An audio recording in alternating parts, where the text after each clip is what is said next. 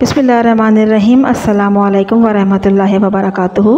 Karbala series में आपको खुशामदीद। आज हज़रत इमाम ज़ैनुल आबिदीन हज़रत इमाम हुसैन रज़ियल्लाहु ताला अन्हु के बेटे, जिनका असल नाम अली इब्ने हुसैन था, जो आपके आला हज़रत अली के नाम पर रखा गया था, लेकिन ज़िंदगी में उन्होंने इतनी इबादत की कि लोगों ने उन्हें ज़ैनुल आबिदीन कहना शुरू कर लिया। ज़ैनुल आबिदीन आपका लक़ब और अबू वहाँ आपके सजदों की कसरत की वजह से आपको सैयदुल साजिदीन कहा जाता है। करबला के मौके पर वो शदीद अलील थे, लिहाजा मैदान जंग में तो न जा सके, लेकिन उन्होंने करबला अपनी आँखों से ज़रूर देखा।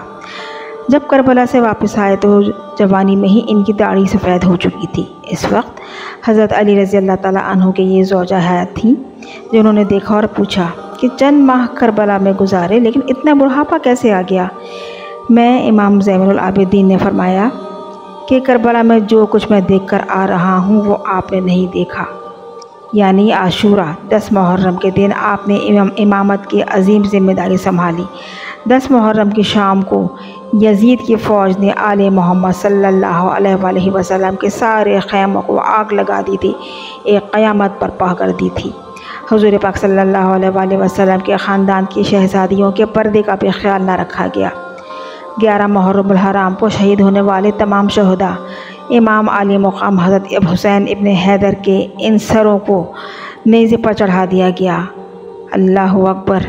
इन लीडरों को ऊँटों के साथ बांधा गया और इमाम ज़ैनुल आबिदीन के गले में लोहे का तोक़, हाथों में जंजीरें और पैरों में बेड़ियाँ डाल दी गईं और ख़ानदान रिसालत हुज़ूर पाक सल्लल्लाहु अलैहि वसल्लम का यह काफ़िला पहले कूफ़ा और वहाँ से दमिश्क की तरफ ले जाया गया। इमाम ज़ैनुल आबिदीन को औरतों और बच्चों समेत रस्सियों और जंजीरों में जकड़कर 16 रबीउल अव्वल को दमिश्क में यजीद के दरबार में पेश किया गया, इंतहाई सफाकी के साथ।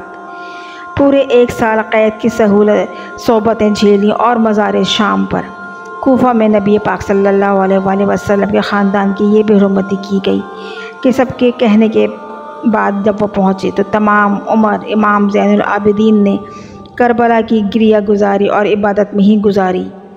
इमाम ज़ैनुल आबिदीन से पूछा गया कि सारे वाक़े में आपको सबसे ज़्यादा तकलीफ़ कहाँ हुई, तो आपने फरमाया कि शाम में यजीद के दरबार में इमाम हुसैन अलैहि सलाम ने जो ख़ुतबा इरशाद फरमाया था, जो उनका आखिरी खुतबा था, जिसमें आपने फरमाया था कि मैं फ़ातिमा ज़हरा का फ़र्जंद हूँ, मैं उनका फ़र्जंद हूँ कि जिनको ज़िबाह किया गया, मैं उनका फ़ज़ल हूँ कि जिनके सर अनवर को नेज़े पर चढ़ाया गया।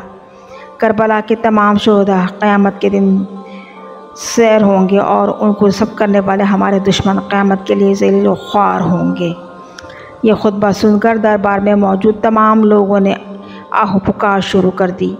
यजीद घबरा गया और उसने इमाम हुसैन रज़ियल्लाहु ताला अन्हु को चुप करवाने के लिए कहा कि अज़ान देना शुरू कर दो। वो वक्त अज़ान थी शुरू हुई और तो आप खामोश हो गए।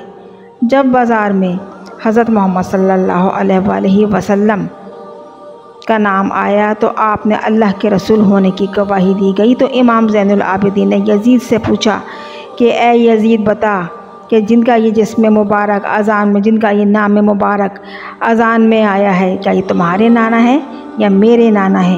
यजीद ने कहा कि ये आपके नाना है। आपने फरमाया कि तुमने इनके अहले बैत को क्यों शहीद किया। यह सुनकर यजीद के पास कोई जवाब ना रहा और वह दरबार छोड़कर उठकर चल दिया। आप मदीना वापस आए और रोज़ा रसूल सल्लल्लाहु अलैहि वसल्लम पर पहुँचे। आपने रोज़े मुबारक के साथ अपना चेहरा मुबारक लगाया और इस तरह कलाम किया जैसे इनके सामने वो फरियाद पेश कर रहे हों। आप इमाम ज़ैनुल आबिदीन ने फरमाया कि ए मेरे नाना, तमाम रसूलों के सरदार, आपका हुसैन शहीद कर दिया गया, आपकी नस्ल काट दी गई। मैं जिस गम में हूँ और मुझे जहाँ क़ैद किया गया था वहाँ मेरी मदद करने वाला कोई ना था। आपके ख़ानदान की शहज़ादियों को यूँ क़ैद किया गया जैसे लावारिस मरीज़ों को क़ैद किया जाता है।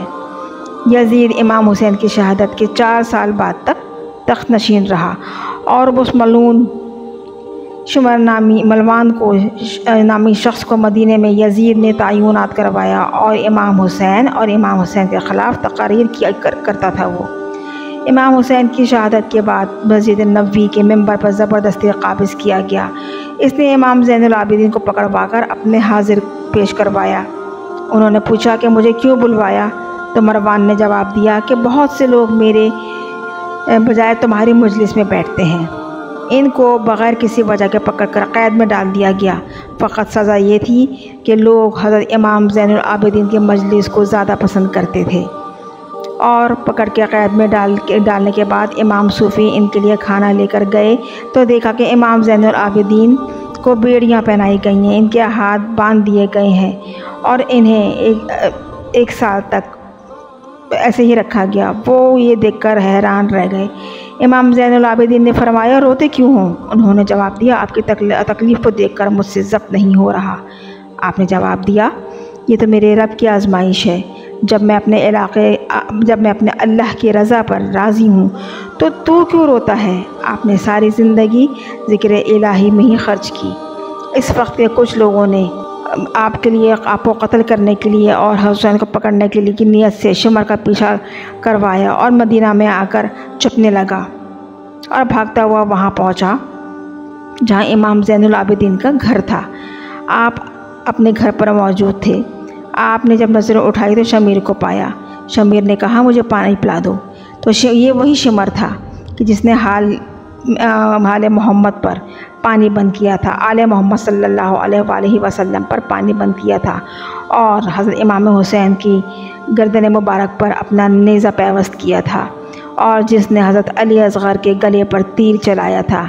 इमाम ज़ैनुल आबिदीन ने उसे देखा और मुसल्ले से उठे, प्याला धोया और उसमें पानी भरा, उसे 3 बार पानी पिलाया और उसके दिल में आया, शिमर के दिल में आया कि शायद इमाम ज़ैनुल आबिदीन ने मुझे पहचाना नहीं है। अगर पहचान लेते तो मेरी बात मुझे कभी भी पानी नहीं पिलाते। और वापस वो अंदर आया और इमाम ज़ैनुल आबिदीन से पूछने लगा कि शायद आपने मुझे पहचाना नहीं। उसी वक्त आपकी आंखें आंसुओं से भर गईं। फरमाया, तुमने मेरे 6 माह का भाई प्यासा शहीद किया था, मैं तुझे कैसे भूल सकता हूँ। जब तुम अंदर दाखिल हुए तो पूरी करबला का वाक़या मेरी आँखों के सामने आ गया। शिमर ने पूछा, तो मुझे पानी क्यों पिलाया? तो इमाम रज़ी अल्लाह ताला अन्हु ने फरमाया कि मैं इमाम की औलाद हूँ और पानी बंद करना तुम जैसों का काम है और पानी पिलाना हम इमाम जैसे औलादों का काम है और मोहम्मद अरबी सल्लल्लाहु अलैहि वसल्लम की सुन्नत है। इमाम ज़ैनुल आबिदीन ने मुसल्ले पर बैठकर वो मुकाम कमाया कि उसे अपनी हुकूमत में का खौफ होने लगा कि कहीं उससे वो अबू मालिक बिन मरवान ने हज्जाज बिन यूसुफ़ को हुक्म दिया कि इमाम ज़ैनुल आबिदीन को गिरफ़्तार करके शाम में इसके दरबार में पेश किया जाए। ये वही शख्स था कि जिसने हज़रत अब्दुल्लाह बिन ज़ुबैर रज़ी अल्लाह ताला अन्हु का कत्ल किया था।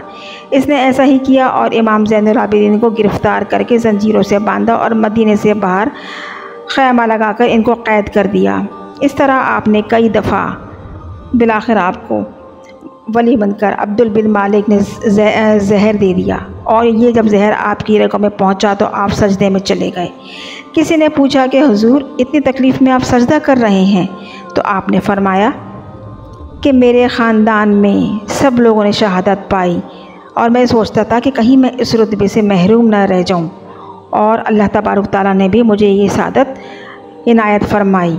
और फिर आपने वसीयत फरमाई कि मुझे मेरे चचा इमाम हुसैन रज़ी अल्लाह ताला अन्हु के साथ जन्नतुल बक़ी में दफन करना। इस तरह आपकी तदफीन हज़रत इमाम हसन रज़ी अल्लाह ताला अन्हु के पहलू में की गई। आप की शहादत के बाद आपका एक ऊँट जो आपके साथ रहता था आपके क़ब्र मुबारक पर सयाद करता रहा और शहादत के 3 दिन बाद वो भी मर गया।